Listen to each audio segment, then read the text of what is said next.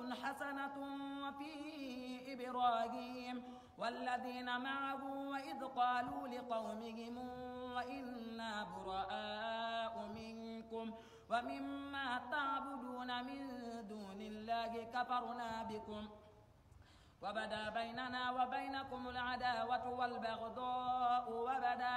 حتى تؤمنوا بالله وحده إلا قول إبراهيم لأبيه لأستغفرن لك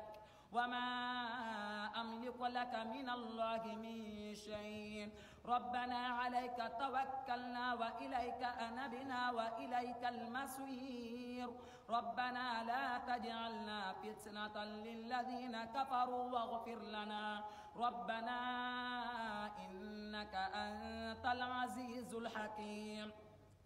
لقد كان لكم فيهم أسوة حسنة لمن كان يرجو الله واليوم الآخر ومن يتول فإن الله هو الغني الحميد